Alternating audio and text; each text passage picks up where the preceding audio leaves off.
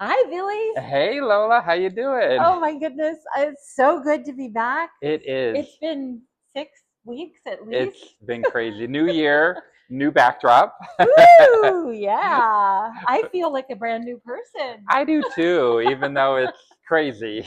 Yeah, this was kind of a tough thing for us to get going because it's kind of overwhelming. Yeah, so much has Everything, happened. everything that we've got going I on. know. We took a little break during the holidays. We both just dealing with some personal stuff, and we just wanted to get our heads right, thinking it's the holidays, not too much is going to happen. And then, Oh my goodness. it was the normal, like, just barrage of stuff that happens from Trump. And then the new year started. And it Right. just felt like every day there was a new thing that could launch us into World War III, that could Yeah. like demolish our democracy, that could, like, it just felt like it was just one thing after another that was like, But the new it year is here. Yay. but it also feels like it's being normalized Yes. because so much is happening. I feel like, oh, it's just another fucking Trump thing, It's And so I true. kind of felt like just weighted down by everything. So I feel really good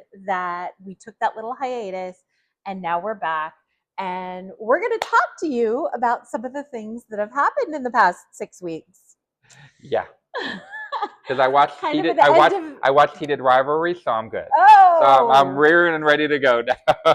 I've heard about that, It's and so I good. am a huge hockey fan, Oh, then you so need to I'm watch gonna it. love Yeah, it. you're gonna love Yeah. it. Okay. So let's get started. We thought it would be nice to kind of recap some of the stuff since we talked to you last, Yep. A because little end of the year in yeah, review. and I mean, we didn't even know where to start, but we Yeah. compiled a nice list, and we have a few things to talk through. Yeah. So I think first we wanted to talk about, we had kind of ended with MTG with Marge. Yep. Marge Her had exodus. she Yep. defected, Yep. so it was great. Bye, Marge.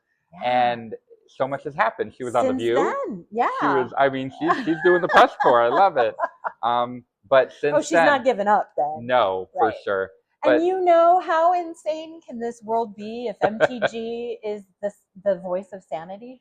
it's crazy. It's Yeah. crazy. I do. I just shout out to The View. I love Sunny. I think Sunny keeps it more real than the rest of them.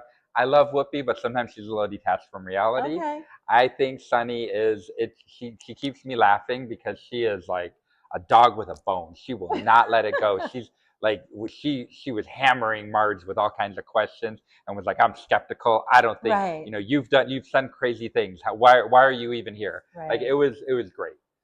But that has sparked some Republican I was gonna backlash. say And now exactly. it seems like more are starting to talk about retiring or not rerunning for election and being Or primaried. leaving Congress Yep. or the Senate to do more local or governor type Yeah. roles. So, yeah, we've got Republicans that are kind of exiting, and we've got a razor thin margin currently. Yes. Yeah. There's Okay. only one vote in the Mm-hmm. House decides where things go. So, um, is it Cotton has been saying recently that if Trump does move forward with some of the threats that he's made against Greenland and things like that. I know I'm Mm-hmm. jumping around a little bit. Mm-hmm. But since we're talking about the Yeah. Republicans, that he would be okay with introducing articles of Yeah. impeachment. I think there's a handful of them that have stated that Yeah. if Trump moves forward with his plans to take over Greenland by force. But Um, I think, while we're talking about the Republicans, I mean, sure, whatever. Thank you, Marge. Okay. But also, this just shows the ineffectiveness of Mike Grinder Johnson. That's what they like to call him. Of Mike Johnson. He's so ineffective, yeah, and he has been so wishy-washy. He yeah, wouldn't even ke- convene for the Epstein files to be right, released, which is why Marge left. And I think it right, really pissed a lot of the House members off. So he's not able to keep his caucus together, right. and that's why this fracture is happening. So I'm proud of the Democrats for at least staying together, even though their backbone is not very Yeah, good. straight, straight or curved or whatever. Whatever, It's not yeah. even intact. Yeah. I'm glad you brought up the Epstein files because we forgot that from our list. Did. I knew the it would come Epstein up. files Yeah. had 30 days to be released, and so far they've released 1%. It's crazy. I mean, there's no recourse. I know. There hasn't been any Meanwhile, recourse. They're calling for the Clintons to come in right. and be questioned and everything, while they had sent in a closed they had sent all their statements. They did Yeah. everything. They're refusing to come in, and I appreciate that. I stand by them for that decision. Yeah. Well, and a lot of people are saying, okay, they're refusing to play ball. That's not it. They're refusing to be in a closed session and not have everything aired to the public, which I think is a really brilliant strategic move on Hillary's part. Exactly, and it goes back to there's no secrets. There should be no secrets in government. It goes back to the Democrats caving and voting for the appropriations bill. Right. You can't let the Republicans play on their terms. You have to keep the ball in your court now. And I love that's exactly what the Clintons are doing. Yes. And how else are you going to have a little bit of the upper hand? If not, you're giving away everything. Because I do think they're going to walk into an ambush, and I do not blame them for not wanting to do that. They have put their cards out. They've made statements. They've written the letters saying exactly what their stance is and what they admit to. And yeah, we know that Bill was probably there, but why is that same energy not there for Trump if it's there for Bill Clinton? The documents that have been released and redacted so far lead to almost, like you said, an ambush. It's almost like they were telling a story, a narrative that they could use against Democrats. Well, that was not why the bill was, voted in, and that's not why everybody's been screaming, we want the Epstein list, we want the Epstein files. That's not what we're looking for. But okay, so the Clintons are in the hot seat. Real quick, I do want to talk about this because I feel like it's appropriate when we're talking about like the Republicans and the Congress and the House and the elections and things like that.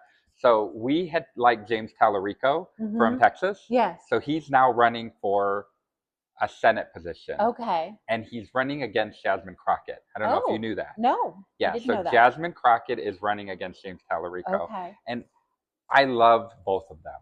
Okay. I'm torn. If I was in Texas, I wouldn't know who I wanted to vote for. I would be torn because I see benefits to both of them. Okay.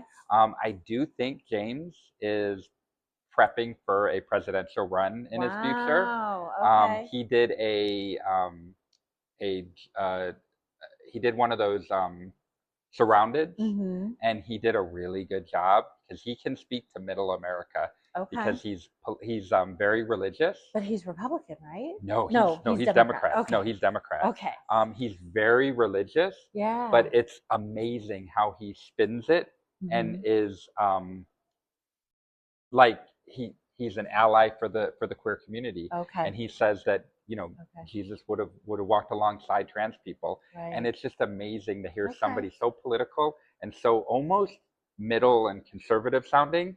But Jasmine, so progressive. Right. But Jasmine has been a firecracker. She's been a spark. Amazing. And she's a lawyer. She's been standing up super intelligent to Trump this whole time. But she's in a position in the House, correct? The House of Representatives. So she's going for a Senate position. So does she and James vacate Talarico her position was only local. Okay. Yeah.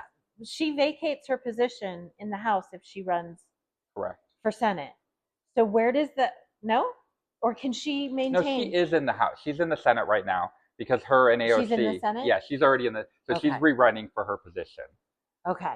And of course, Trump is trying to. But she's being primaried? Yeah. Oh, okay.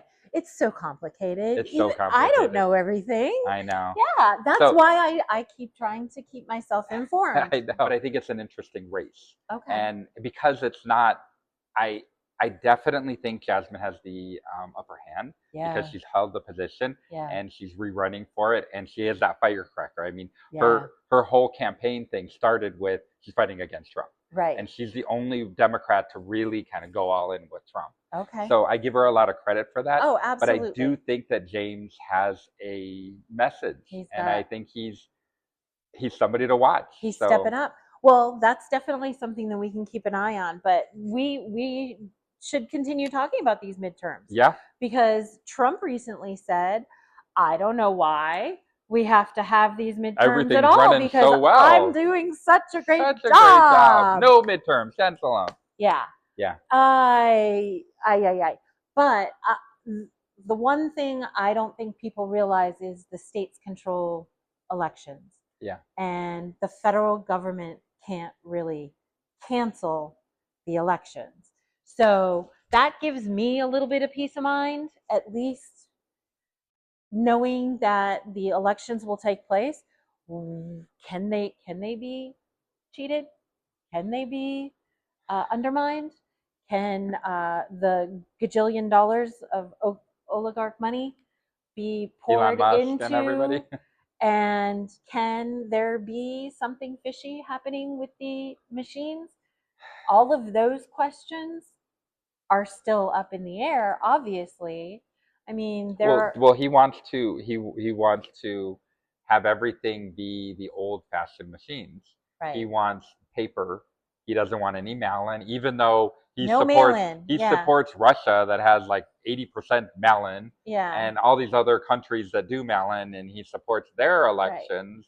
He supports Putin, even though he doesn't support how Putin was elected. That's not for him because it's the Godfather. Exhausting. Yeah. But you're right, and I don't know enough about how elections like that are certified. I don't know enough about that, but I worry because I feel like if this becomes his bone to pick. But even more than that, if we went back to January 6th and these people were in place, if J.D. Vance was the one certifying it, I do believe that he would have not certified it and said that it was not a legitimate election the way Pence did. We have to give Pence the credit that he was due because he did stand up for the process, the democracy of the election. And so I just don't know enough about the midterms to know how they're certified from a federal level. Yeah. To know what kind of leverage the elections will take place. We just don't know what because the results will look like. Let's be honest. There is a blue wave coming. But Stephen Miller is the one that's doing all the research and the little as SNL just had their open the other night, and they said, Stephen Miller's somewhere around here. When I turn on the lights, he scampers. So that's very true about him. But he's the scary one. He's the one that these are his feelings and his architectures at play right now. Oh, the other thing that fell off the list too that we forgot about was we do have a list, but we're going to keep going. Susie Wilde's her what magazine was that? It was GQ, wasn't it? No, Vanity Fair. Vanity Fair. Yes. The Vanity Fair expose. Yes. That was amazing. There's so much we can't keep up with it. The Vanity Fair expose. We could talk about that for a few seconds. Yes. Oh my goodness. Because it really it goes to show. So she's the house mom, basically, right? She's the deputy to staff. She's the chief of staff. Chief of staff. Because Stephen Miller is the deputy under her. Okay. Yeah. So Susie Wiles is the house mom who basically keeps Trump moving. Yes. She's the one who organizes his schedule. She's the one who keeps all the invitations for media. Well, not for media, but for all of these people organized and kind of keeps him in line. So she did a month-long interview with Vanity Fair, and then they did a photo shoot. And this expose, this photo shoot was the most realistic, untouched, unretouched, really it was an expose. It was crazy. The things that she said, the joke has been is that it was all written word instead of being a video. Yeah. So somebody would have to read it to Trump. Right. So I think that's why that's why there hasn't been a lot of backlash. I honestly think nobody read it to him. Well, nobody read it to him, and it's not something that he can sit up at 1 o'clock in the morning and obsessively watch online. Right. So Right. he's just not consuming it. Right. It wasn't a in a video way. interview. Yeah. Okay. So it's just not being consumed by him, because I was surprised that there wasn't a backlash. But it was ugly. It was so ugly. Oh my God, the Caroline Levitt yeah. photos with all her little Botox injection. That was real. And what is the 35-year-old gap? The 35-year gap between her and her husband. She's 28 years old. At 28 years old, her husband's 60. I know. The last thing I was looking to do was shove my lips full of Botox. Right. And the wrinkles and the large pores, honey, in that moisturize. Yeah, moisturizer. I've been moisturizing since I was 25. Right, I've been moisturizing my whole life, and I should look older than I look, and I'm very proud of the fact that I moisturize. So exactly. But midterms, we've talked about that. Well, real quick about midterms, I will say that I was very concerned.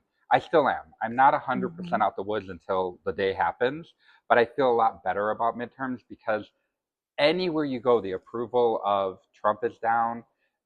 Because of ICE, because of his immigration stance. If Democrats win in a landslide like they think is going to happen, even Trump thinks is going to happen, he will be impeached. There is no doubt about that. Hopefully, we will impeach J.D. Vance. We will impeach Pete Hegseth. Oh, please. If Kristi Noem isn't impeached before November, Kash Patel, like, what is he doing anyway? Other than social media shit. The assistant, Dan Bongio, already left. He retired. Yeah, he removed himself. He had to go back to YouTubing. Yes. So he's joining us again. Yes. But the point that I really wanted to make, too, is you have to get out there and vote because they're trying everything. They're gerrymandering. They're going to have intimidation factors happening at the polls. Get out there and vote. Don't let them intimidate you. Vote early. Yeah, we have to show such a landslide that the Mamdani effect needs to happen. Absolutely. You know, and we all know how much he loves a winner because he loved Mamdani.